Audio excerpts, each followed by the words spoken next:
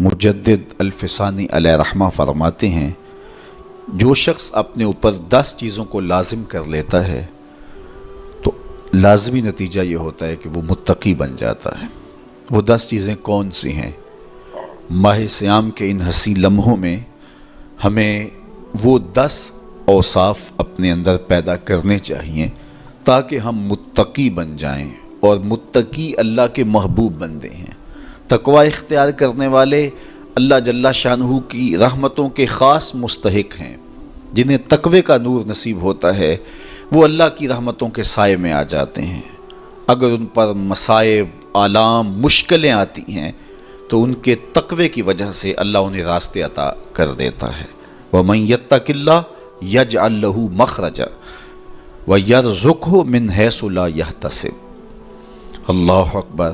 ارشاد فرمایا کہ جو اللہ سے ڈرتا ہے، تقوی اختیار کرتا ہے، اس کے لیے ہم مصیبت سے نکلنے کے راستے پیدا کر دیتے ہیں، اور اللہ جل شانہ اس کے لیے وہاں سے رزق عطا کرتا ہے جہاں سے اسے گمان بھی نہیں ہوتا ہے۔ تو یہ تقوی کا نتیجہ ہے جو اہل تقوی کو نصیب ہوتا ہے۔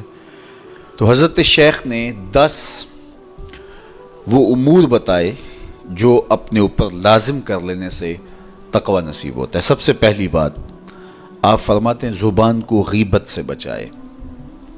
اتقاء کے حصول کے لیے زبان کو پاک کرنا ضروری ہے۔ انسان کے زیادہ تر گناہ اس کی زبان کی وجہ سے ہیں، اور غیبت یہ بدترین عمل ہے، اور اس کو بدکاری سے بھی برا قرار دیا گیا ہے۔ الغیبت اشد من الزنا۔ تو اپنی زبان کو غیبت سے بچائے۔ دوسری بات ارشاد فرمائی کہ بدظنی سے بچے، کسی سے خواہ مخواہ بدگمان ہو جانا اور اپنے دل کو کسی کے لیے میلا کر لینا اور اس کی بدگمانی دل میں پالنا، تو یہ تقوی کے منافی ہے۔ تو کسی کی بدگمانی سے، بدظنی سے اپنے دل کو بچائے، زبان کو غیبت سے بچائے، دل کو بدگمانی سے بچائے، اور مسخرہ پن سے بچے۔ بات بات پہ ٹھٹھے مار کے ہنسنا اور اس طرح کی زندگی بسر کرنا۔ اور آج کل تو جب بھی دوست احباب اکٹھے بیٹھتے ہیں تو سنجیدہ اور متین باتیں کم ہوتی ہیں، زیادہ وقت لطیفوں میں ہی کٹ جاتا ہے۔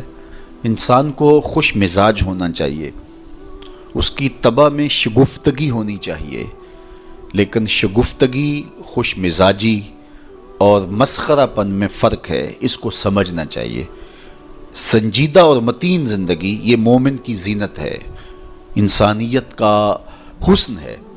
اس لیے تقوی کے حصول میں مانع ہے مسخرہ پن۔ اگر کوئی شخص متقی بننا چاہتا ہے تو اس کو سنجیدہ اور متین بننا ہوگا۔ طبیعت کی خوش مزاجی یہ معنی نہیں ہے، لیکن مسخرہ پن اور چیز ہے، اس سے روک دیا گیا۔ چوتھی چیز حضرت شیخ احمد فرماتے ہیں کہ اپنی آنکھ کو حرام سے بچائے۔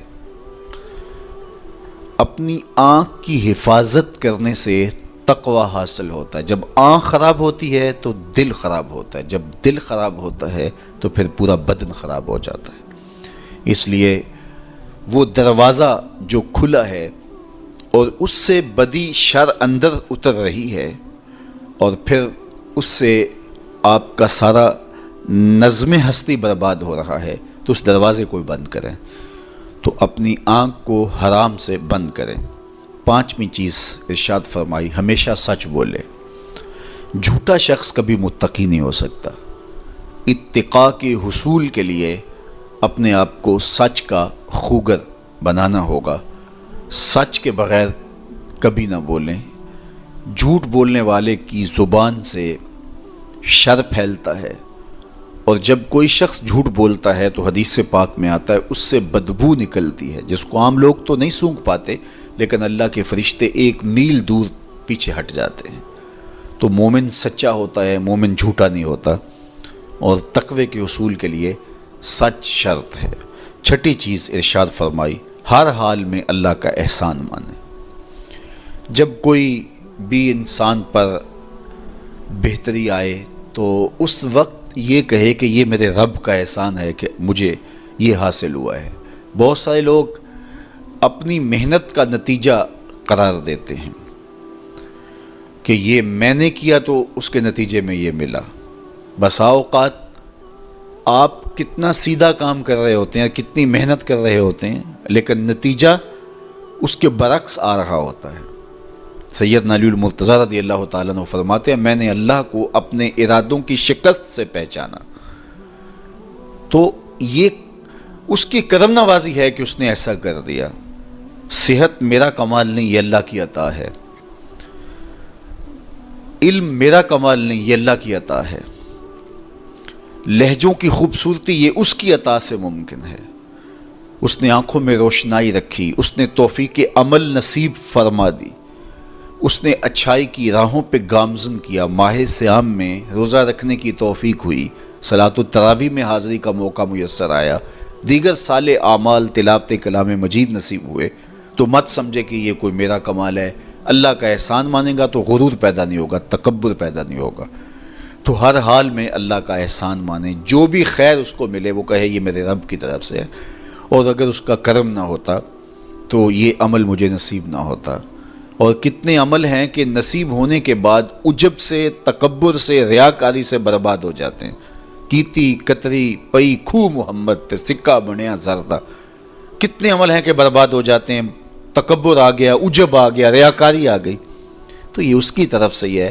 تو جب یہ کہے گا تو عجب، تکبر، غرور کچھ پیدا نہیں ہوگا، تو پھر عمل قبول ہوگا اور انسان تقوی کی منزل تک پہنچے گا۔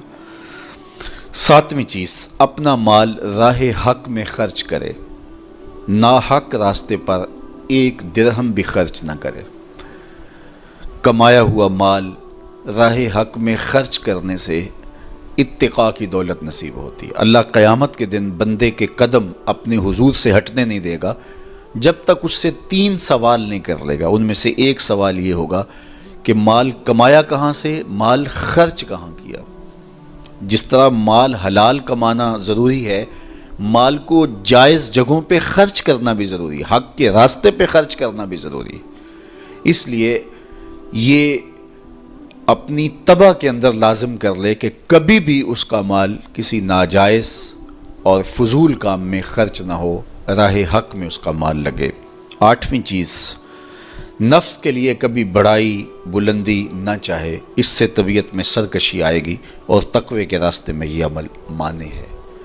اور نمازوں کی حفاظت کرے۔